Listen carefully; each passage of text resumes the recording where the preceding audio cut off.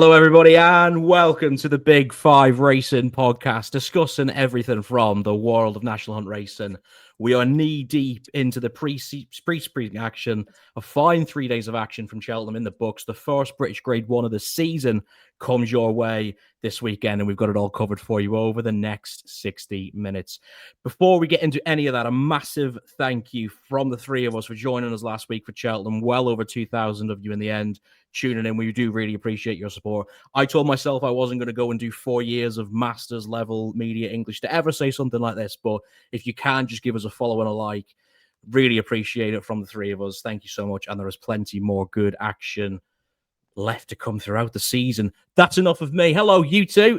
Matthew, that's the November meeting. Into the record, there will be a lot, maybe not the way there was from October, but for this meeting, there will be a lot that we need to break down, and we'll do the brunt of it shortly. Your first few days of the season up the hill, and I mean, it's impossible to fail itself, but the drama was just brilliant from Friday right through to Sunday. Yeah, superb weekend, to be fair. We bigged it up on the podcast last week about how we were all excited, and I don't think it let down at all. A nice warm-up, if you like, on Friday. We didn't move too far away from members due to the weather, but some good performances. Just the one winner for me on Friday, so not the best day. And then Saturday, we had a brilliant day down in the Guinness Village, and just a shame that you were too scared to pop your head out the house for the day. But no, really good day Saturday, and nice to land a couple of winners as well. Yeah, work precedence. Unfortunately, I missed the Saturday, which I never really do. But like you, I had just the one winner on the Friday. The old timer Eldorado Allen was brilliant from the front jump, and it was a great joy to see him in his veteran years to get past the post. Caught plenty of action from the home of jumps racing too, and away from it, I suppose, in the last 24 hours. The Lamba Kopek de Board traded Arkle blows on a Monday. Who'd have ever thought that was going to happen? Final Demand was stunning in Ireland. But I've got to get the Constitution Hill alarm. I've got to do it. He was back in the gallops this morning at Newbury. The champ's back, Cotty. Oh yeah, the champ was back without the hurdles in front of him, which is ultimately his biggest question mark. I think his runs last season, bar obviously Punchestown, he travelled really well in the champion hurdle. We know he can gallop. We know he can travel, but obviously the question marks is his jumping. Obviously, fell in the festival and then at Aintree as well. But even so, travelled well at Aintree. So yeah, I haven't got too excited from the gallop. Really, I won't be backing him next week either, due to the falls. I want to see him have a nice clear round first before getting stuck in at short odds anyway. Here's a good question for you just before we move on. I was very intrigued by the two markets. So he's about 15-8 for the Fighting Fifth next week at Newcastle that we'll be covering, 5-1 in Torrent Anti-Post for the Champion Hurdle. Would you be more inclined to back him 5s for the Champion than you would 15-8 having to take on the new line on a seasonal re-up? Yeah, I'd rather back him for the Champion Hurdle, I think, now than I would the Fighting Fifth. But then I'm not too sure about the new line back over 2 mile either. I'm not too sure what I think of it all really. I'd like to see if I could have one bet for the Champion Hurdle now. If I knew it was running, it'd be Lossy Mouth, but obviously that will probably go to the mares as she has done the last couple of years. But no, I think the anti-post market for Cheltenham is well and truly finished. I mean, we're 5-6 months away, and you've got the likes of Final Demand, who we'll talk about in a minute, but bolted up yesterday, and all of a sudden it's 6-4 to win a race in March. It's just bonkers. But yeah, not too much really else to say. Yeah, I mean, you're right. Having a back a 6-4 shot now, I'd rather the dealer just gave me an 8 and a 10, and I can get my 6-4 money that way. But I agree with you about the new line as well. The skepticism over 2 miles is going to be something really interesting. There was a good point Bookie's Dream made yesterday, and I tweeted back saying I have far more faith in Final Demand getting the 3 miles than I do new line dropping back to 2. But obviously, next week is going to be so telling for that. miles away, in truth, really. We've got to go back before we go forward, and we'll take you to the week that was. We're going to take you through the 3 feature races from Cheltenham, so we're not stood here all day, all the way back to Friday, which feels like a month ago now, in truth, for the Shloer Chase, where Jonbon, where we had him at 4-5 when we did the podcast, eventually at 5-6, was odds against for most of the morning on the Friday, only managed to keep his top 2 record intact from a ridiculous recovery from JJ Slevin and Matata, but it was Luda Sud who finished the best of the Matty at 100-30, pulled away as they kind of took over from the last fence. And I would suggest the main thing I took away from that was on raw jumping, on the whole lengths gained race IQ thing, he was the most eye-catching jumper. How much that's improved from his novice company, where he was always a good jumper, don't get me wrong, but he seems to have gone up a gear here. Yeah, definitely stepped up, and I'd say he surprised a lot of people. Definitely surprised me. Just looked pretty effortless for him. He jumped well, travelled well. Whereas it was the polar opposite for Jonbon. He looked lethargic, looked like he needed the run. But to me, most of all, he screams like a horse who just needs to go up and trip now. I think age is catching up with him. He just doesn't look as electric as he once was. I mean, he used to take a blow and, need the run in the Shloer and get away with it. He's not getting away with it anymore. Like you said, he probably would have been third if it wasn't for Matata making a horrific mistake at the last. But Luda Sud basically won that in a canter. I mean, Harry Skelton didn't have to move on him at all. And Jonbon really should be serving it up to not even potentially the best novice in this country from last year. He's got to be a horse to go up and trip. I won't be backing him for the Tingle Creek, that's for sure. And a lot of people saying that the form will be reversed at Sandown. I wouldn't be so sure. I think Luda Sud is still on the improve. He ran really well in the Arkle, and the Arkle might shape up to be quite a good race. We yet to see, obviously, Django Boy come out this season. And Majborough, obviously, we know how good he can be. So that form might stack up well. But the main point from that race was that Jonbon just has got to go up and trip for me.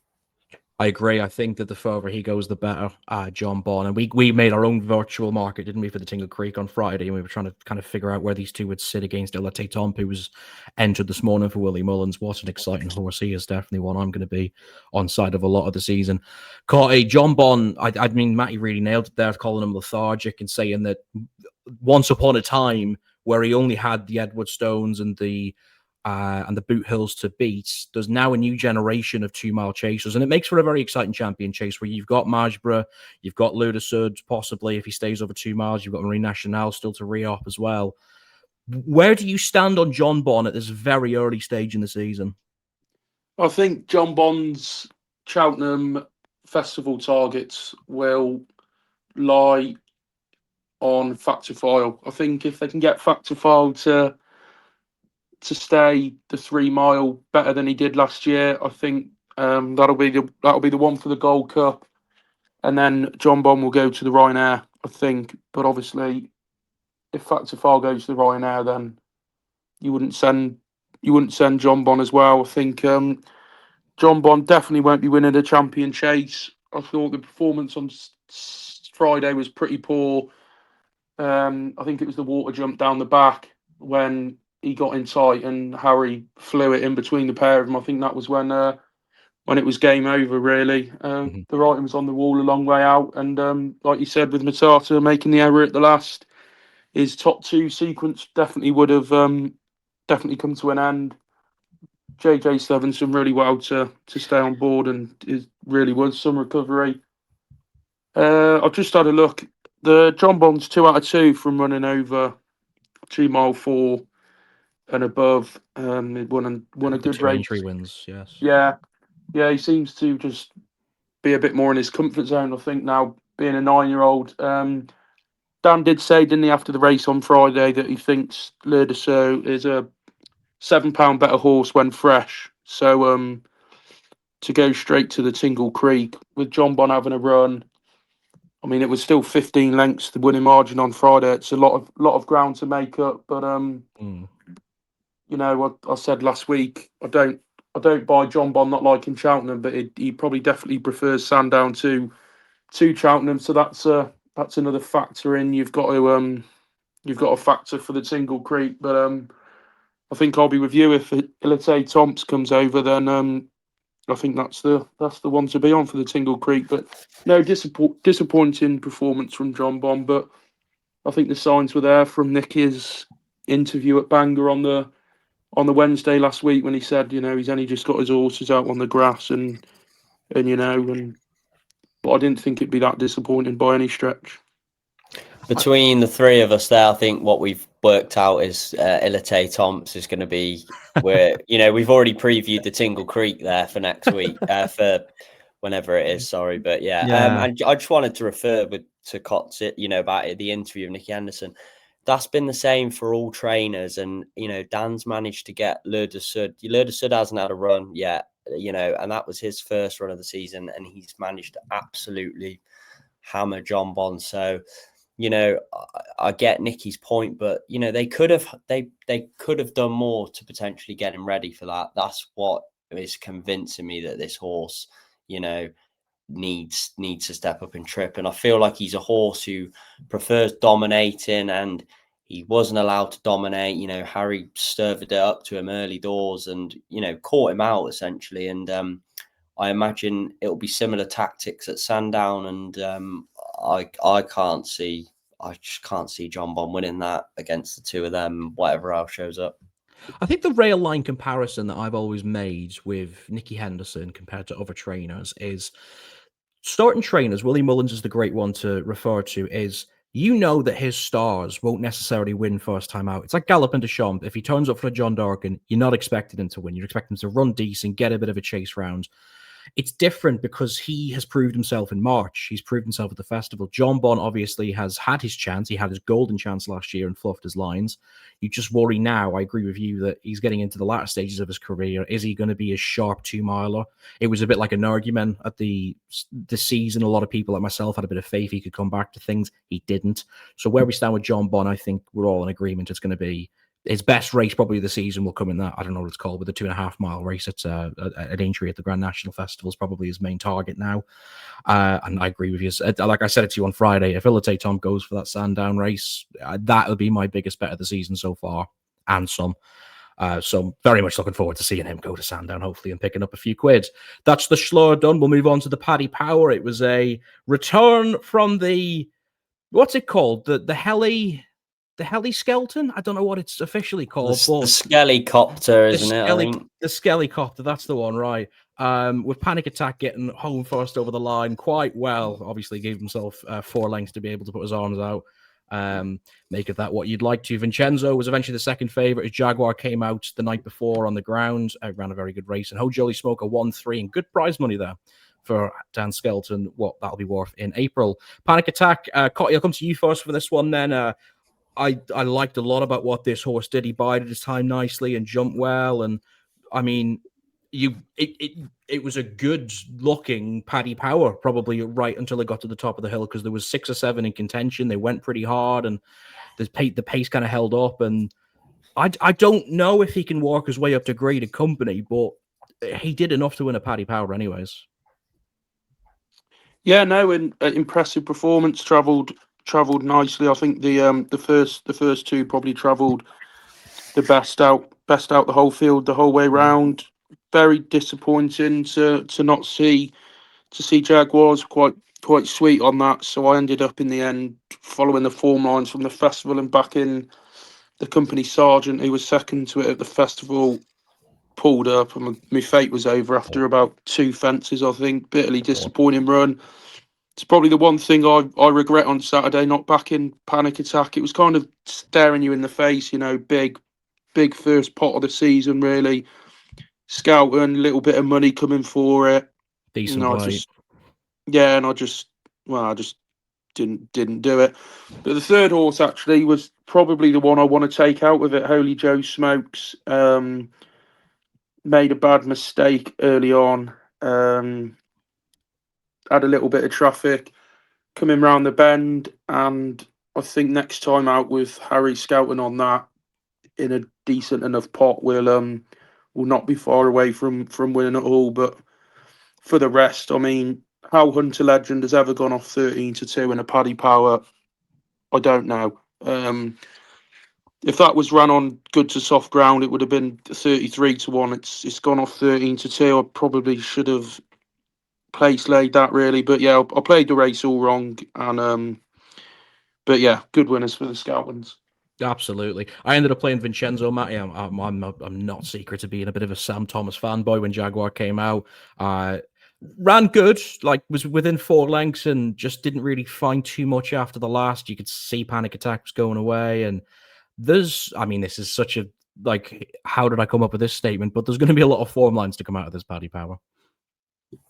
Yeah, definitely. My selection on last week's podcast was bad. Actually, ran really well, to be honest. I didn't back him in the race. Ended up changing my mind. Fortunately, was on the winner. It's one of my biggest results of the weekend. So I was delighted about that. I just thought of, like Cott said, big part for the Scoutons.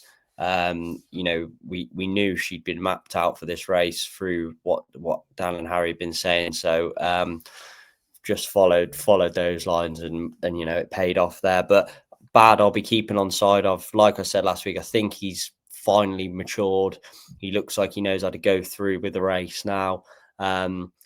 Question mark, does he quite get up the hill? Maybe not. I mean, he loves Kempton, and Kempton's obviously a flat track, so potentially, a flat track 2.5 mile, handicap, I'll be keeping him on side. But yeah, it was before the race. I didn't think it was a vintage Paddy Power. It's probably, like you say, coming down the hill, there was 6 or 7 within a good chance. So I'm sure the form will stack plenty up, and there'll be a lot of winners in behind that. And it wouldn't surprise me if the winner goes in and wins again this season. Talks about her going to the Coral Gold Cup potentially if she comes out of the race well. Be interesting. But no, it was nice to land a big winner on Saturday. Yeah, I'm going to stand by my comments from last week that you mentioned there. I didn't think it was a vintage renewal, but it turned into a competitive one because I don't think there's a huge differential in these 14 or 15 that took their chance. And I think that they'll reoppose in handicaps. I don't think any of them are worth graded company yet. Obviously, that could improve, but they're not going to be winning Gold Cups or Ryanair's anytime soon. But good enough winner for you there. And another one on the Sunday, the Unibet Greatwood Hurdle was won by an increasingly improving Alexi, who's now back-to-back and won this by, what was it in the end?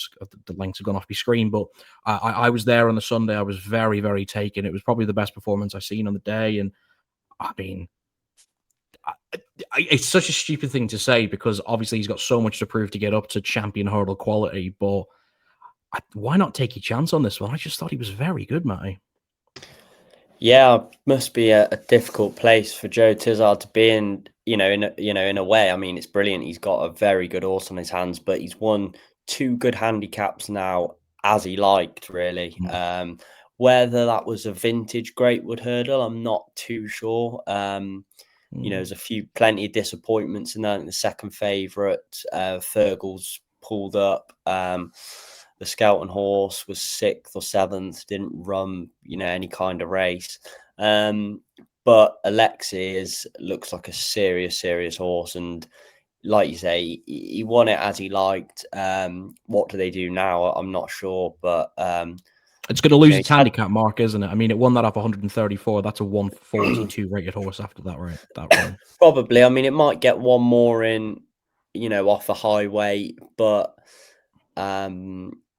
he's had 2 fairly quick runs now before November, so before the end of November. So perhaps a little break might not do this horse, too bad. And then whether they look for a graded hurdle or they try and get one more handicap, it'll be interesting. But yeah, horse I'll be keeping on side of for sure. And again, another nice winner for the pod. Hopefully, a few people listened and got on.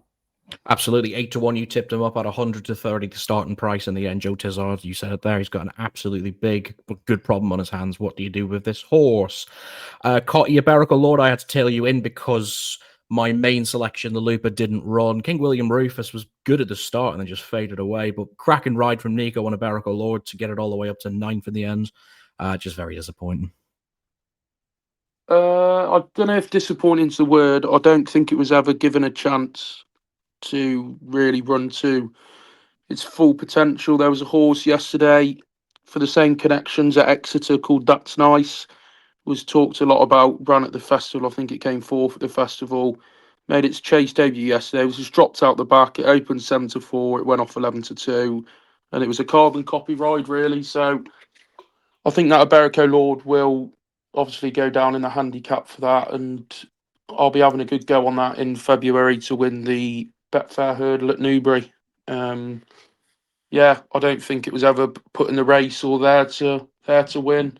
It's won a Betfair before, hasn't it? Yeah. I believe, yeah. I'd imagine that would be the target, just to get a run into it and yeah, blow away the cobweb. Same with That's Nice yesterday at Exeter. That's one to keep on side with. I think that was just toyed with yesterday. Another one of JP's. So the target's obviously later on down the line for the rest of the season. I thought the winner was really, really good and could almost be like a champion hurdle horse, I think. Obviously, it'll be a fair price, and we'll have to keep improving. But I don't think that's an out there shout. I think could be firmly in the picture. He has got an entry to run on Friday off 12 stone 1 at Ascot in a Class 3 hurdle, but I'd imagine it won't be going to that. But no, yeah, serious performance. The Alan King horse in second place was always there or thereabout in some decent races last season. Would have been a better race if we could have seen Celtic Dino to see those two really go at it, because obviously Celtic Dino was last seen beating Alexi by a couple of lengths at Chepstow, so we could have really put that form to the test to see if Alexi has improved that much or whether Celtic Dino can still serve it up to him. But I'm sure those two will meet later on down the line. But no, a couple to take out of it.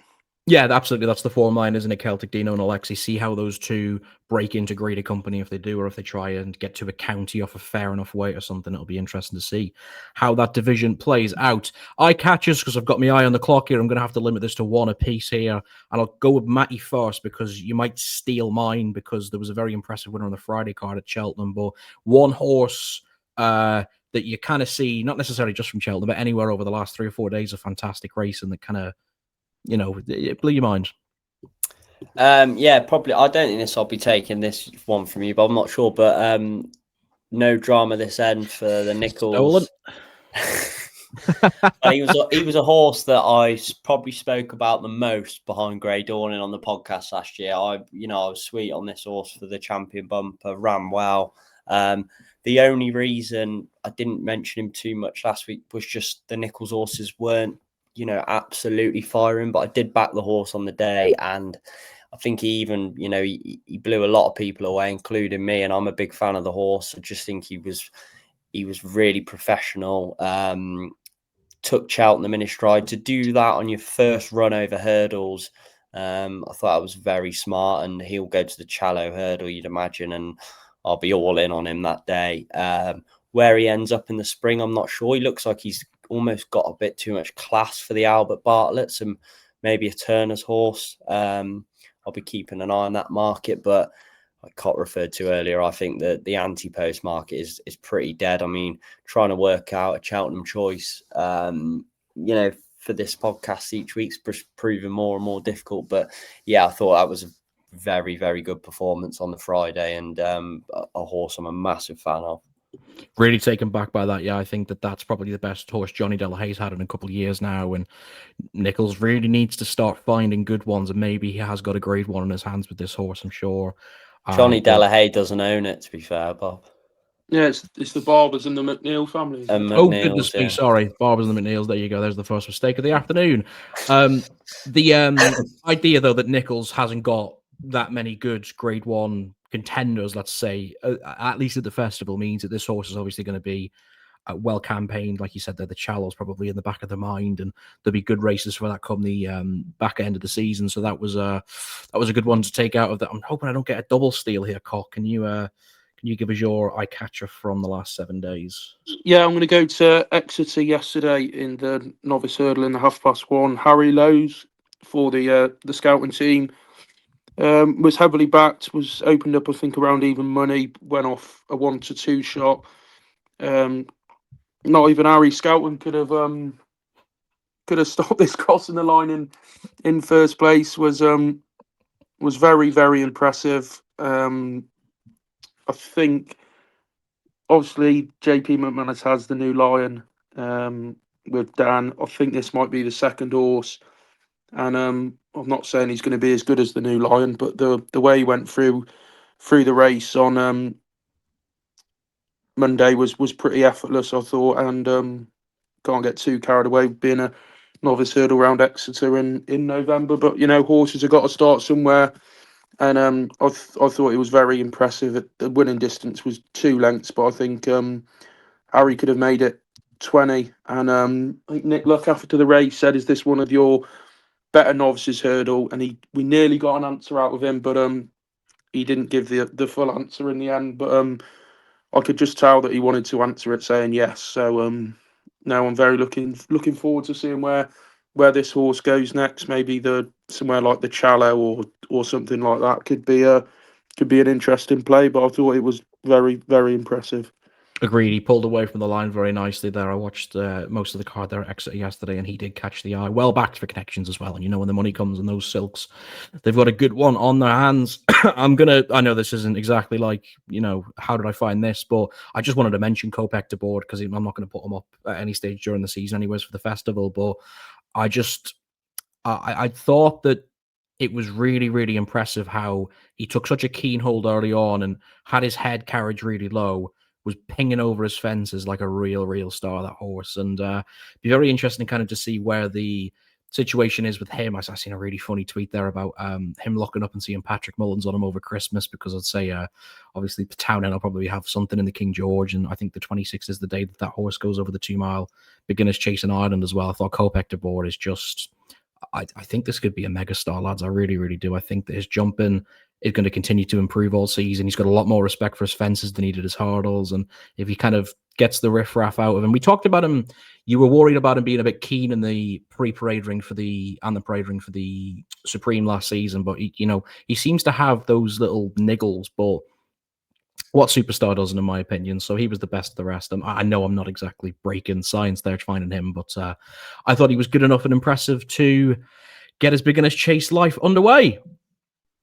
So that was the best of the action from the week gone by. But as I say every week, you can't make any money from races you watched last week. You've got to do it this weekend. And as is the case this weekend, we've got some fantastic racing from 3 of the best race courses in the country. The first Grade 1 of the season as well in Great Britain that we'll get you to a little bit later from the wonderful Haydock Park. We've got action from the associated Ascot card that always runs alongside Haydock, and we'll start there with the 1:30, which is the Ladbrokes 1965 Chase. It's a Grade 2 over 2 miles and 5 furlongs. The brilliant Corso Star winner of 2023, Ile Francois, is back at 2-1 here at the top of the market. Pic D'Orhy seems to win this every year, has got a bit of a opportunity on its hands to win another one. Gidley Park was an interesting character over chasing last year as there. Django Bay, the Arkle winner, and then that's probably going to be your field of 4, I'd imagine, for the 1965. Back to yourself then, Matty. Ile Francois at the top of the market, 2-1, a horse I've got a lot of time for. Interested to know your thoughts on where you go and play this race at Ascot. Just going to stick with what we know here. Pic D'Orhy for me. Turns up, wins this race year on year. He's a 10-year-old now, but he actually ran superbly, I thought, at Wetherby, the Charlie Hall over the extended 3 miles. Had no problems getting home that day. Actually looked very fresh and a bit gassy on the way round. So with that run under his belt, he's going to turn up here. We know he'll pop out and he'll probably gallop a lot of these into the ground.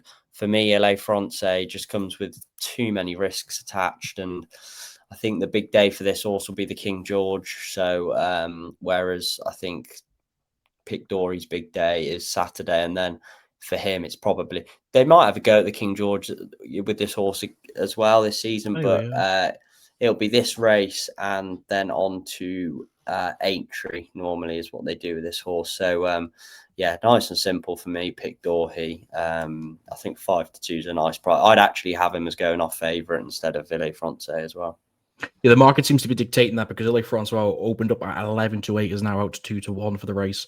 Are you in agreement there, Cotty? I suppose we've got to see now how Villefranche, who's been in training in the UK, obviously with Noel George's father just below me in Gloucester, and I suppose it'll be exciting to see how he's kind of come back into the British training scene. If it makes much of a difference from France, I really doubt it does. But out of these two, who are probably both going to go quite hard at each other, it'll be a well dictated 2.5 mile race. This, which side of the coin are you on? I'm on neither side of the coin. I'm hoping Gidley Park comes to this race. Does have 3 entries over the weekend, so it'll be hard to know at this moment in time where Gidley Park will end up. But Brian Carver is jocked up on the race card here. Thought this horse, his last 2 runs last season, probably haven't been spoken highly enough in terms of form lines. Won the Fitzdale Lightning Novices Chase early in January this year at the Winter Millions meeting put on at Windsor, that's obviously moved from Lingfield. It beat Caldwell Potter that day by 4 lengths. Jumped fairly well that day. Made all, kept going. Showed good grit and determination to get the job done. Caldwell Potter then obviously won at Cheltenham at the festival. Won the Jack Richards Limited Handicap Chase, and then went over to Aintree and won the Grade 1 there. So that form was franked. And then Gidley Park's other run was second at the Grand National meeting in the Manifesto Chase. Was only a length behind Impere Pass, which is good form to me. And then in third place in that race was the Arkle winner of Django Bay. So the form's in the book. It's probably Harry Fry's best horse in the yard by a long stretch. And I just think, with the connections of Harry Fry and Brian Carver, if it was, your Paul Nicholls and your Harry Cobden type of horse, or your Dan and Harry Skelton, I think this horse would probably be a little bit shorter. I just think Ilite France, a 2-1 favourite. I'm not sure it's my type of horse to be backing at 2-1. Pick Dory at 5-2. Back at Ascot is, with a run in the Charlie Hall under its belt, we'll be there. But I just think Gidley Park could have a really big season this year, and I'm happy to roll the dice at 4-1. Would stable form concern you with that horse at all? Harry Fry's had a very slow start to the season. He's only had 6 runners in the last 14 days. I mean, he's not your trainer that that should be striking at 20-25% like your Nicky Andersons and your Dan Skeltons and Paul Nicholls or so. So with a smaller yard, I'm not too fussed, because if you probably broke down his horses, they're probably going off 10, 12, 14-1 instead of your short price favourites getting overturned. So I'm not overly fussed on stable form, but I just think at 4-1 it's worth a play. Hopefully his jumping can hold up, and it's won well before off a layoff. So yeah. Yeah, various entries there for Gidley Park over the weekend, but this is the only one I think Brian Carver's jocked up on, and I would assume this is more of a likely target than it would be to go up to Haydock at the weekend. I don't mind that play at all. Like you said, there's some fantastic form lines. Caldwell Potter, of course, the main one of those, with some fantastic runs at the end of the season. He's nearly got his 700 grand back for connections. I've always been really sweet on Villefranche, and I know that the main thing that people would look at would be that he didn't get up the hill at Cheltenham, but what you've got to remember is there's no hill at Ascot to worry about, and those best runs that we've seen from him, the real superstar or potential superstar runs, have both come on the flat deck at Kempton. Last year's second in the King George was just kind of ran out of the race very, very late by a fantastic Paul Townend ride to kind of strike late, just got there a little bit too early, which I suppose the pace of this race is going to set up nicely because, like Matty said, the Pictori will just bowl along and take his fences, and he will be there with a chance, of course, by the very end. But I like a lot that I've seen about Ile Francois in the last couple of years, and I know that we can't go on about that Carto Star run forever because it's nearly 2 years ago now, and there's been times where you've seen him in France running around like Compiègne and Haute-Vie where he's either really good or he's really not. I get the unknown side of things really there from Matty, but I think 2-1 is a brilliant price at the weekend. I put him up at 11-8 last night when I did my picks, and to see the money come for him as well. I just think that this is good spotting here from Tom George and from Noel George and Amanda's at home as well. And yes, you're right that this is Pictori's Gold Cup. It's not Ile Francois. That'll come in a month's time at Kempton, but brilliant grade 2 price to pick up here, I thought. So Ile Francois is going to be my pick in the 1965. The 240s, the other race we're going to take from Ascot, that's the Ladbrokes Ascot Hurdle. It's another grade 2. It's over 2 miles, 3.5 furlongs. We've got now enough assumption that Wadhu, last year second at Aintree and winner at the Cheltenham Festival for Gordon Elliott and Connections, should be coming here anyways as the 6-4 favourite. Potter's Charm's in there at 7-2 for the Twiston Davises, Matty's favourite horse. Alta Belly, an Ascot specialist, is here at 7-1. And it's difficult to see a lot running over than that. This might be the shortest field of the weekend, in all truth. And with that, we all picked Wadhu last year at the festival. I think it was the only kind of joint agreement we had that this horse, this mare, who's a fine little mare, Matty, has been incredibly progressive. Ran Lossiemouth right to the nail last year at Aintree when Conhill came down, and this could be one of the best horses in Gordon Elliott's stable. Yeah, you definitely think so. I think if she turns up here, like you said, we've got a bit of reassurance. No jockey booking as of yet, but she'd take a hell of a lot of beating in this. Like you said, Potter's Charm, second favourite, says it all for me personally.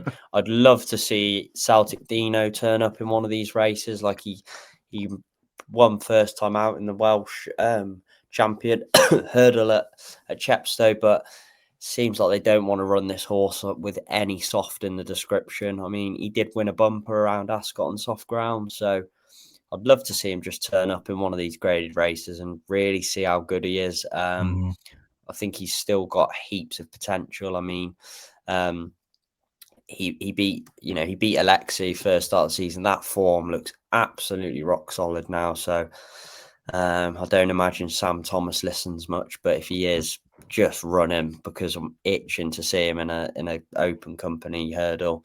But yeah, if Celtic Dino doesn't turn up and Wadhu does, I'll just be playing Wadhu.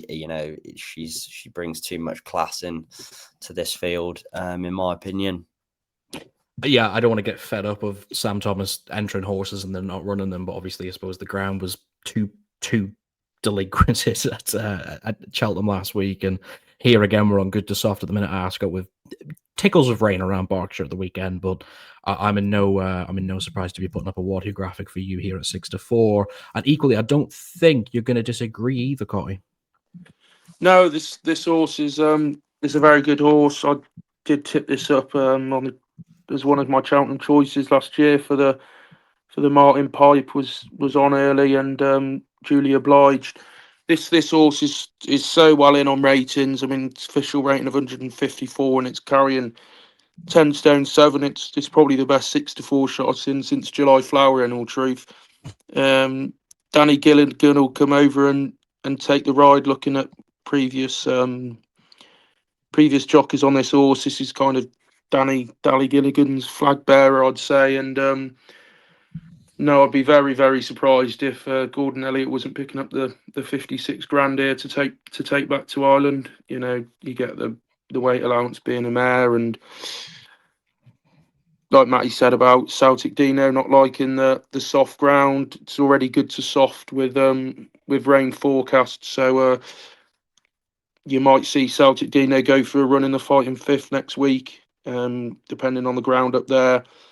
And then Potter's Charm coming back after a fall, put a line straight through that one, and then you're going down the list looking at horses that that have arguably had their day, like your Winter Frogs and your Brewing Up a Storm, Neon Lion. I think Katira's in there for the scouting team. Tristan Durrell's booked up on that. That'll have a fair chance at some good place money, but that would have to go some to beat Woodoo. So yeah, strong bet on the Woodoo would be the most confident out the 5 for me this week.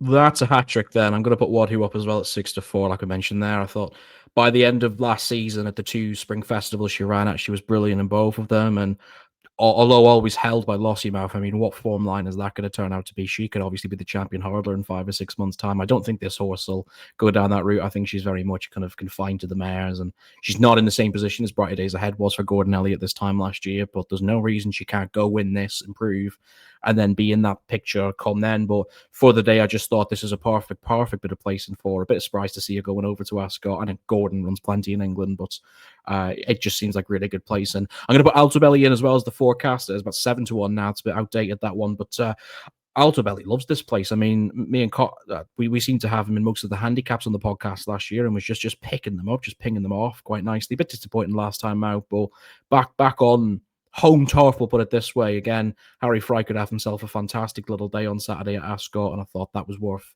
playing the forecast on. Moving it on then over to Ireland then. We've got a great one to take you from there, from the home of racing in Ireland, the Punchestown. The 210 there, one of the real sort of trials towards the champion hurdle from the overseas perspective, is the Unibet Morgiana Hurdle over 2 miles and half a furlong. Stateman was the very, very long time anti-post favourite for this, goes there most years and seems to pick it up. It is going to be another horse for the Donnellys with Stateman's absence at the top of the market, though. Anzadam, even money at the minute for Willie Mullins, not seen to great effect last season, first run in 300 days, and is already attracting a lot of money for the anti-post Cheltenham markets. Lossiemouth won't run. She's 3-1 for the second favourite. William Money is in there 3-1, ran a very good Supreme last year. And there's some good Willie Mullins horses, Shock Horror in behind. Anzadam at the top of the market, then Matty at even money. Maybe a horse we need to see do it before we believe it, especially when we're talking about the very top end. But this will probably be Paul Townend's pick of the horses of Mullins Yard here, and understandable even money favourite. Yeah, probably. Absolutely no bet, not a betting race for me, this at all. I mean, Anzadam probably goes and wins. I imagine William Money will probably improve for the run. I don't think Barry Conn will have him completely wound up for this. He likes to slowly progress his horses into the season, and it does work. His horses always seem to run well at Cheltenham, so I don't think he's going to change that method. I'd be interested in Cargeese if she shows up here, but she's in the fighting 5th, and she tends to need the run first time out. But I'm not going to discard her from a champion hurdle picture this season. I think she's a really smart mare, and it just depends. We're all struggling with Mullins bingo. I don't think anyone's ever got it. No one's ever got a full house, have they, on Mullins bingo? So there's a lot to. There's talks of her going chasing. I don't think that'll happen. I think Jade de Gruge will go chasing for the same connections. But I think Cargeese is definitely a horse to that I'll be sticking on side with. Saturday probably won't be her day, Morgiana, but she might be of interest if she goes to the fighting 5th. But it'd probably be after she's had her first run is when she'll start doing her winning.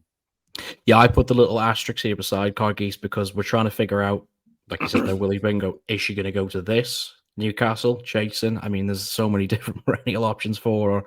But if she did come here, she's already 20s into 10s. I thought there's no way she's not going to be in the top 3, surely. I mean, there's some good horses in there, the likes of Aronsi. But Anzadam for me was just a bit of an easy pick. I know it's now been nearly the best part of a year since we've seen that fantastic run at Nace at like 1 to 1,000, but was unable to get fit in time for the spring festivals, and it's going to be a bit of a job keeping it on side. And the Donnellys are really going to want this one, Cotty, to be their star 2 miler this year, obviously with the absence of Stateman, which is very hard felt in the field. I'm not 100% sure you'd go with him on Saturday, but just comment on him anyways, because there's a lot of potential for this 5-year-old to become the next big 2 miler. Yeah, I mean, the talk suggests that he could be an absolute superstar. I mean, sad news about State Man, but the connections look to have one that can do State Man proud this season, and they're starting in his race. It seems to win it most years, and even money. I think I agree with Matty. I won't have a bet in this. I probably won't get involved. I'd rather see him go win by 10 lengths and then back him next time out at a shorter price, and then know what we're dealing with. But yeah, William Money's got some decent enough form in behind. Obviously, Kopek de Board at the festival. But then Matty makes a good point about Barry Connell horses coming on throughout the season. Lossymouth won't run. Even Money could potentially look a good price now on Amsterdam. I won't be playing the race, but if I was, I'd probably play it now rather than 2 o'clock Saturday afternoon. Yeah, I've already played the race because the logic there is when Lossymouth comes out and there's going to be other bits and bobs like Cargies could come out. Is Mullins going to send a Ronsi as well in the same race? I don't know. So I just thought take the evens. It's a bit of a give it to me OJ situation, isn't it? Where it's evens now. It ain't going to be evens on Saturday, especially if it's reopposing those horses. But not a play for yourself there, but Amsterdam even money should get the job done in Ireland. You seem to do quite well having a pop in the week, Bob. Getting the value, your horse on Friday, and the Shloer went from 50-1 to 40-1, but to manage to pull up. I should have took your 5-1 for getting round, but I think I never. Matty nailed it, didn't he? He said this. Yeah, I nailed it, didn't I? And then it literally just pulled up 2 out. I was getting excited. I was gonna because I knew it had lost. I thought if it just jumps 2 out here, I've got a bit of a moral victory on the board. And then fucking pulled up. Should have took the bet, shouldn't I? Yeah, big props to Brian. I won't be taking 5-1 that Amsterdam gets round, but I'll be keeping an eye out for your road shouts later on down the line. Yeah, I mean there'll be plenty of them to come, but if you can land a 40-1 champion stakes winner, why can you not land a 50-1 Shloer? Maybe next year. And I will keep Haydock as Zobo on side. He will get fit and he will win some listed race at fucking Paraffin March, I'm sure, for Donald McCain. But that's for then. This is for now. And we're off to the best racecourse in the country for Saturday, the big day of the year. We've got 2 races to take you from. We've got the big one in a moment. Before that, a nice tricky challenge for the boys. The 225, there's the Betfair Stayers Handicap Hurdle over 3 miles and half a furlong. They love a little Stayers race up at Haydock. Marchand 2 for Emma Lavelle, 9-2 favourite. And then you've got big enough prices about anything else you like in the market. It's not a division yet, Matty. It will be by the end of the season where a lot of these horses are going to see each other 2, 3, 4, 5 times and the form lines will all sort of break away. But on the first occasion where they see each other, you're taking the weights for what they are off last season's performances, and you've got to try and find a bit of a puzzle here. Yeah, tricky race. Marchand 2 was very impressive at Cheltenham. Just too short for me in a race like this. I'll put 2 up each way at decent prices. 2 unexposed horses over 3 miles. The first one I'll start with, probably my lesser of the 2 fancies, but Electric Mason, I believe I put him up at the October meeting, ran really well, was second at 14-1 for Chris Gordon and Rex Dingle. Said he bought in some nice form from last season behind the New Lion. Lawrence Bay he beat as well, who's a decent horse. So step up to 3 mile, looked to really suit at Cheltenham. Gets to go again over the same trip on more of a galloping track, and Chris Gordon's got off to a very good start to the season, as has Freddie Gordon. So I think this horse ticks plenty of boxes. Nice weight, 10-13. He's my first one. He's around 14-1. He's been nibbled in from 25s so far since the market's been open. And the second one is Navajo Indy for Tom Simmons. Hoping Gavin Sheehan gets the ride. He normally partners this horse. Again, ran at Cheltenham in the October meeting behind French Ship, who I was gutted that was a non-runner on Saturday because I really, really fancied that horse. And again, just ticks a lot of boxes. This horse won the Jerry Fielden at Newbury last season. Hasn't ran at 3 miles yet, but doesn't seem to be any reason the horse won't get it. He travels strong traveller, gets 2.5 miles well at Cheltenham, so 3 miles around Haydock shouldn't be too much of a problem. like Electric Mesa gets in off a lovely weight here. And I just like the unexposed angles, horses stepping up to 3 miles for the first time. So yeah, they're the two for me, both each way bets. And if one of those comes in, I mean, it's a weekend paid for. Absolutely. I shortlisted Navajo Indy as well. I thought that was a very good run a couple of weeks ago with the October meeting, and might well come on for that as well at 10-1. And Electric Mason there, like you said, ran another good second too. 14s. I think they're good, strong plays. Cotty seem to be the best at finding these handicap winners. I mean, this is tricky. It's going to be 3 miles, tacky ground, Haydock. Most of them haven't stayed yet. I mean, only a couple of them have got distances beside the names. So are you looking for something that's already proven it to you, or something that might step up to the 3 miles here? Yeah, I'm going to take a punt on 2 and try and land a 200-1 forecast. The first one, the shorter price, Shoot First at 8-1 for the Charles Burns team, who is a very, very shrewd operator. Horse has already been back from 16-1 into 8-1.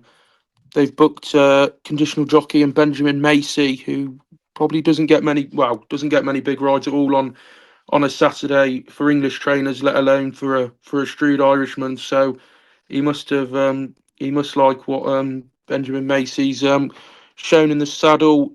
Did win this race last year off a mark of 139. Officially rated 145, but with Ben's £7 claim will be off a mark of 138, so be £1 below his last winning mark. He hasn't won since this race last year.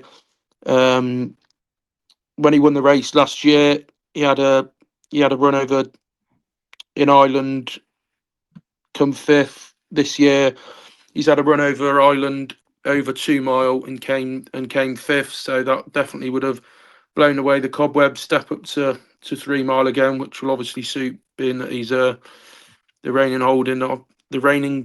winner of the race. So I just think that it's interesting that they booked a claimer on to shift a few pounds off the mark. I'd be running off 11 stone 5. Won it last year. I just think that'll have a good chance. And the other one I really like is one Matt has already mentioned, Electric Mason for the Chris Gordon team. Was second to the favourite My Shantai last time out. That went up £4 for its run at Cheltenham, is off a mark of 132 now. The favourite went up £9 for winning that. The most interesting thing I find is Rex Dingle rode it the last day. Obviously, he doesn't claim. Freddie Gordon's got the leg up this Saturday. Claims £3, so he's technically £8 better off with the favourite, and was beat 2 3/4 lengths. Although the favourite won quite nicely the last day, but I just think 14-1 compared to 9-2 with an £8 swing.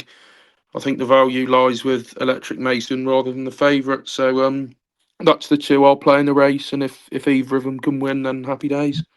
Second shout there for Electric Mason there at 14s, and last year's winner, Shoot First, who was a good winner last year for Charles Burns, raiding over from Ireland there at 8-1, your main play in a 200-1 forecast. That'll make for some good clickbait.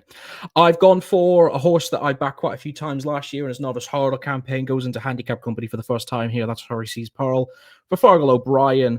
The main thing you had to take away from last season was when he was at the very top level of listed races at Aintree and Power for the back end of the season. Not disappointing, but not in a position where you looked at him and thought this is going to be an open company graded horse last year. So they're going to take this thing down the handicap route. And I think that's probably the right thing to do in truth. I suppose the runs at Newbury and Huntington were the very eye-catching ones. Both of those were on quite testing conditions as well, good to soft and soft. So if, as Haydock typically does, chops up and becomes a bit of an attrition test, I thought that the 3 miles he ran at Perth, finished third in the listed race, was good enough to show me he can go over 3 miles if necessary too. So I know you kind of buy it into something short. I don't like going very short at the handicap races, but I thought he's running here off 11 stone 2. Johnny Burke already booked up to ride that one, and I just thought, he's going to go, good chance, decent enough price of the Hurry Seas Pearl, but these races are always wide open for a reason. So if you can land the winner, you are a better man than the three of us. the feature of the weekend and of the entire season, some of us might say, the first Grade 1 of the season, the 3 o'clock at Haydock, the Betfair Lancashire Chase, 3 miles, 1.5 furlongs. Bit of a similar race market to last year. Grey Dawning was the favourite then. He's the favourite now on seasonal reappearance after his second. Last time out was the 11-8 favourite. Haiti Color is the Irish national winner and now the qualified for Thames handicap winner at 7-2. Jonbon will take the ride there, as he always does, for Becca Curtis. Handstands, very exciting horse this year for Ben Pauling. Very good novice last year at 6s. Royale Pagille won the race last year in the Rich Richie Stugs on those testing conditions. And I'd be shocked if any of the other 3 came up here. I suppose there's only really one man to start with for this race. He's donned the cap for you. Is he going to don on Saturday, Matty? A horse you've led to Grade 1 success at the Cheltenham Festival. Still waiting, really, for him to spark into life as the possible Gold Cup or Ryanair horse that he might be, or win finally at Aintree. He gets an unbelievable chance here for Dan Skelton to win the Betfair. Yeah, a weekend that's been looming up for a while, and it's one I'm excited for, but equally I'd be gutted not to be there with him on Saturday. But this looks his chance. I mean, I feel like in the past I've always found something to beat him, or been wary of. That's just how I've kind of looked at the race. Whereas now I think this is his chance. He just should take this in a bit of ease on Saturday. I think he's got some interesting challenges. I mean, we'll start with Royale Pagille. We know about him. This is his stomping ground. He'll get soft ground. It's Haydock. He loves it, but he's 11 years old now. He'll be 12 in January. If Grey Dawning gets beaten by him again, unless it turns to a bog, which it shouldn't do based on the forecast, then you're really questioning, that where'd you go now? Handstand's got a lot to prove at this level. Very good novice. Beat on his first start of the season. I'm sure he'll improve for that, but he's got £11 to find on ratings. That's a big ask in his first real test in Grade 1 company. And then Haiti Color, an unbelievable profile, really, like you say, Irish national winner, won a Potemps qualifier at Newbury the other day when probably 75% fit. A horse that loves galloping and jumping. So who knows? Maybe Haiti Color makes the step up into graded company, but for me, it'll be no bet in the race probably. But yeah, I don't believe that for a second. Yeah. Maybe it will change on the day, but I'll get as much satisfaction out of seeing this horse go and win his Grade 1, as opposed to needing to have any financial investment. I imagine both of you are going to agree with me, but yeah, it should be a procession, I think, for Grey Dawn in this.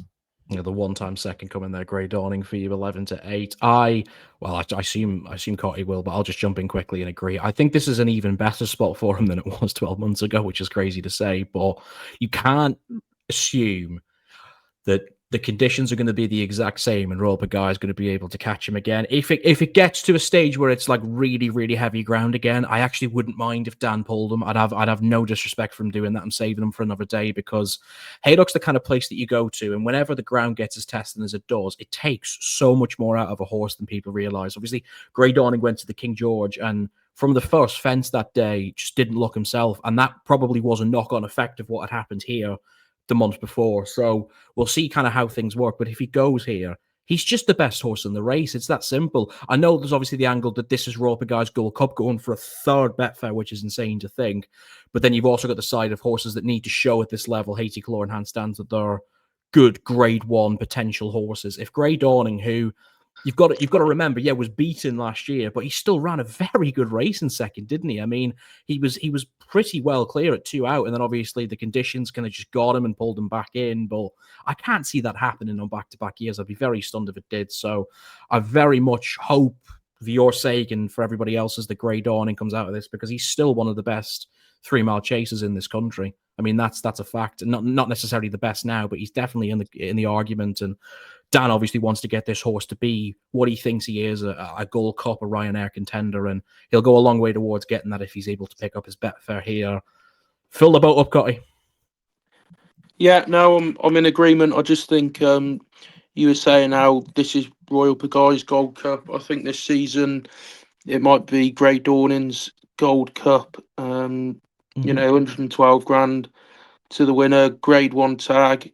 Dan seems very bullish in what he's saying so far. From what I'm heard saying, he's the right favourite, and it wasn't fitness that got him beat last year. It was the ground, which is I don't disagree with what he's saying. I think he's bang on, but I just think I can't see Grey Dawning with the colour of horses we've got at the minute. I can't see Grey Dawning ever winning a King George or a Gold Cup. I just think this could be.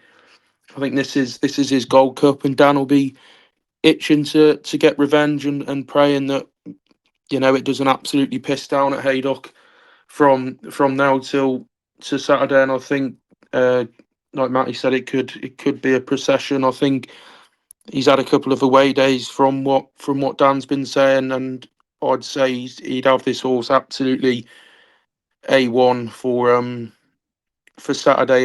If he can't land this Grade 1 prize, then you'd be struggling to land a Grade 1 prize with him throughout the season.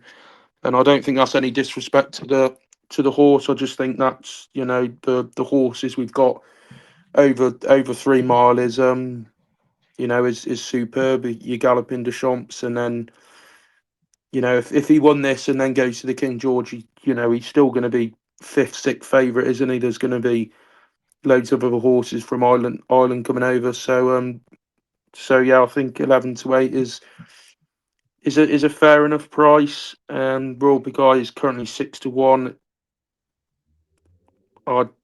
Surely he can't win this again unless it absolutely buckets down. But he's an 11-year-old now. Grey Dawning's only 8, so even if it was to be an absolute bog, Grey Dawning might just get away with it this time instead of Royale Pagille. So yeah, but I do think this is his Grade 1 to lose, and Dan will have it absolutely A1 for Saturday. Patrick comments there for Grey Dawning. I just want to go to yourself quickly here, Matty, as well, because I picked up on a really good point there about the no one better to ask really than you. The fitness wasn't an issue last year. Dan said it was the ground. I completely agree with Dan there. I think there's nothing wrong. Would there be anything in the back of your mind where this being a seasonal reappearance, it's an issue against handstands and Haiti Colors who have had runs, who've got freshness on the side? Does that put you off remotely, or is this a horse that does his work at home and does it to great effect, where when he gets to a race course, he's A1? Yeah, no, that would never be a concern. It wasn't last year. It wouldn't be again at all. His work's always good at home. He's been for a away day, like Cott referred to. And yeah, I think there should be no excuses really if this horse is beaten, unless it's the ground, in which case I'd completely agree with you. Dan would have every right to pull him out if it got as bad as it did, especially when it's going to suit another horse in the race. I mean, we don't know how it will suit handstands or Haiti Color, but that is just playing into Royale Pagille's strength. So hopefully that doesn't happen, and they all show up and we get a good Grade 1. But on all known form and etc., he should be winning this. Yeah. So apologies to get a boxing analogy in there, but on the side of Grey Dawning, it would become where, like I say all the time, you have to save fighters for another day. You've got to save horses for the right time and occasion. So see what the ground's like, but I wouldn't put anybody off anti-post at 11 to 8. You can't really see him getting too much bigger as long as the ground's on his side. Full boat there in the Lancashire. Nap of the week then. We've got 3 fresh naps to bring you, where 2 of them will be non-runners, and Cotty will have the winner, and it'll be repeat and revenge. I'll go first because I mentioned him a little bit earlier in the podcast. There was so many that you could have gone for this week. I've got big tips. I'm gonna have a nice little lucky 63 in William Hill on Saturday because there's so much good racing to take you from in the midst of the late hours after the Ashes picks up on day 3. And Grey Dawning, I wouldn't put him off. But LA Francois is going to be mine. I love the horse. I think 2-1, good spot and great chance, good price. Nothing more to say than that. Captain, I just need a winner. Just give me a winner on Saturday. Mine's going to be the jukebox man at Haydock. I think odds against is a fair enough price, and I think the closer you get to Saturday, it will continue to be back, and we'll probably go off just short of evens, I'd imagine. So yeah, it's not been seen for 300 odd days, but what we did see from Kempton last time out was very impressive.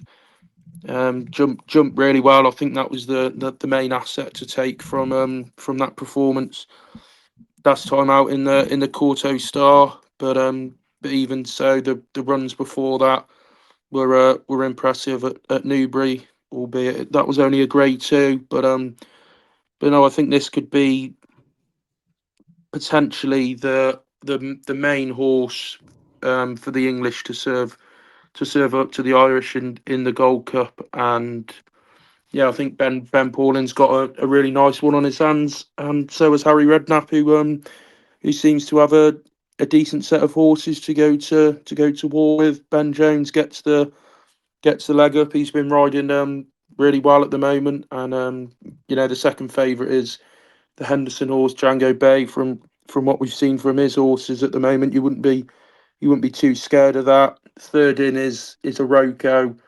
I remember backing this horse last year in the race, and John Joe O'Neill did pretty much what he could to not cross the line in first place from what I can remember. So I'd imagine that could be the same this time round as well. And then obviously next in you've got Gidley Park, who I think can fancy at Ascot that day. So yeah, I think the jukebox man is pretty nailed on. Even money to jump the fences, as I like to say.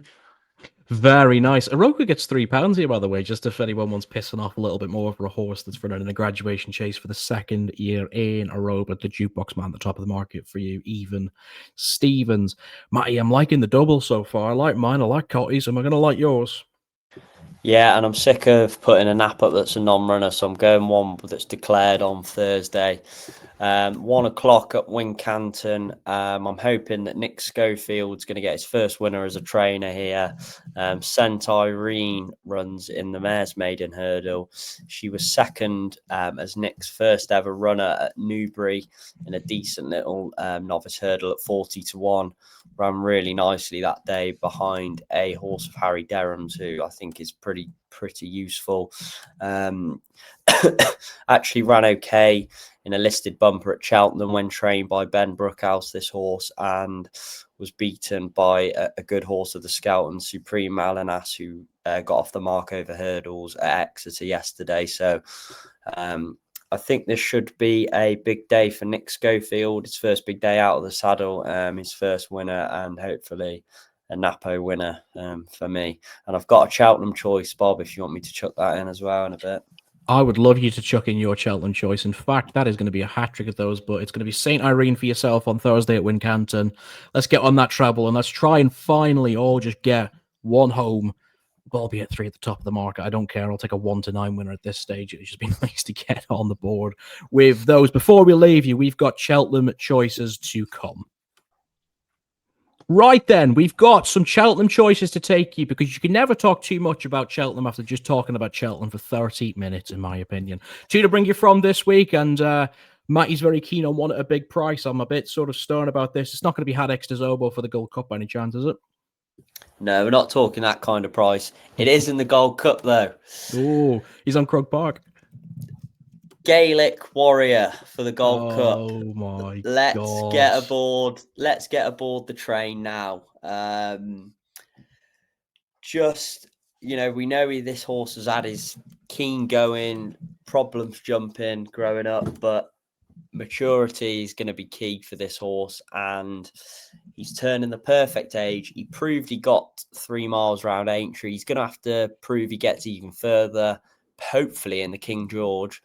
But we know how well he gets up that hill in that Arkle. I mean, he cantered up the hill. And I just think Gallop under Champs, he could be gone. Now, I'm not suggesting Paul gets off galloping. I don't think he possibly can do that. But Gaelic Warrior, this could be his year. And he's 14-1. And I think if he goes close in the King George, he's not going off double figure price for the Gold Cup, that's for sure. I mean, I'm a big Gaelic Warrior fan. I remember backing him in the English Arkle. Actually, I was at the Dublin Racing Festival that year, and he ran in a 2-runner race against Factor File. Yeah. And he was 2's on, 4-9, something like that. Did me absolutely not. Everything I'd made on the Saturday, I basically just pissed away straight back on. And I was gonna give up on the horse, but in the last year, when he's on his A game, he's very good, and particularly that run in the whatever the race is at Aintree that he won, the ball. I think he won the ball, didn't he? I was taken by that because it was an awkward ride. We'll put it that way, wasn't it, for Gaelic Warrior? But he was good enough, and that's the one thing with Gaelic Warrior you're backing into is his tendencies. He can be a bit of a bastard to back on, but when he's good, maybe you spot him well here at 14s. Yeah, I don't think it's the worst shout in the world. I mean, it could all go tits up, but in the end, that run behind Factor Follow, he ended up unseating. That probably doesn't look as bad now as it did at the time. You know, Factor File basically won the Ryanair in a canter. So, yeah, it's a long season ahead. But if this horse takes the right steps, which he has been taking in the last few years, there's still progression left for this horse, and 14-1, don't mind it. No, there we go. Mid-November, we've all got our Gold Cup picks in. Gallop under Champs, Gaelic Warrior, Krug Park, the TriCast in the Boodles Gold Cup in just 5 months' time. Now, what price is Croke Park now for the Gold Cup? Got to be 500s. He's 200-1. Anyways, I've got one myself this week, and this is literally just a case of getting one on the board because this is going to now continue to get shorter and shorter as we get to the end of the season because he'll run at Leopardstown at Christmas and then again at the DRF, and I don't want to miss the boat now when he does go evens and then 4-6 on the day. So take a bit of what you can about 7-4 about Final Demand to win the Brown Advisory's Novice Chase on the Wednesday. Was in Ireland at the weekend on the Sunday, and I was in the members area at Cheltenham watching the race, and there was some old bloke beside me who said, "You're going to get on this at 5-2 before the race." And I went, "No, I want to see him be able to do it over fences." My God, did he do it? He was absolutely stunning, winged his fences. It's the best novice chasing performance I've seen in a long time. Gallop under Champs wasn't this good in his novice campaign. If he continues to build on that run, what about Kopek de Board, your Eyecatcher of the week?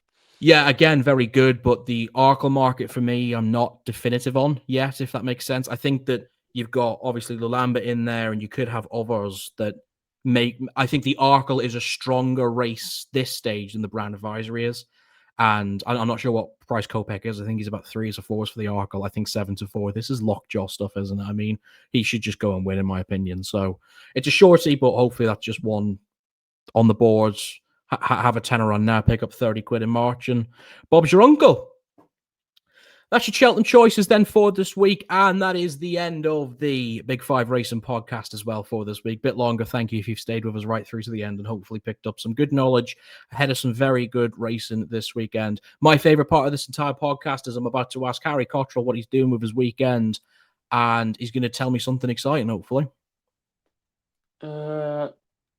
No, I think after our antics on Friday and Saturday at Cheltenham with Matty, we'll have a weekend off, I think, and then hopefully go to Newbury a week on Saturday for the Coral Gold Cup and see some fast horses there. Fast horses. Vile comments from you before we came on air, Matty, that you're getting fed up of going to a race course. So I'm guessing it's a telly job for you on this fine Saturday from Haydock and Ascot. Yeah, I think so. When you've got two meetings like that, I think it's a lot easier to keep on track with everything that's going on when you're watching on the telly, actually, to be fair. And then, Cott's putting the pipeline about the Hennessy meeting, so we'll have to see what we can do about getting down there. A lovely Super Sunday to look forward to this weekend as well. Villa Leeds and the North London Derby. just want to say to any fans that we did gain from the weekend that are now going to piss off after this, because Bob's just put up a 7-4 festival tip in November before March. I'm sorry. It's nice to have you all listening for a week. But Bob's really let us down there, hasn't he, doing that? Not if it fucking wins at 4-9. The best thing about it is he's had a tenner on a 7-4, and he thinks he's getting 30 quid back. I haven't had a tenner on. I'm just, for the sake of it being safe for gambling week, I said a tenner. I've had a few tenners on. Oh, you still think a tenner on a 7-4 is 30 quid? You round up the 250s yourself if you'd like to. Anyone getting up for the Ashes on Thursday morning? No, but I will be Saturday morning, I think. Get up, and the second session starts at 5:10 in the morning, I think. Yes, yeah, it does. Yeah, try me best to get both sessions in Saturday morning. Cannot wait. Absolutely. Good luck to the boys down under. I'll be tuning in and covering it for the first time. Very excited about that. So some late nights to come, but hopefully Joff Archer can smash a few more balls at Steve Smith's head and things will be well in the world. Thank you, boys, for coming on, and thank you all for joining us. We'll be back next week to wrap all this up, and we've got some great racing, the return of Constitution Hill, the Newbury, Hennessy Gold Cup, and some good racing in Ireland as well. We'll see you next week, folks.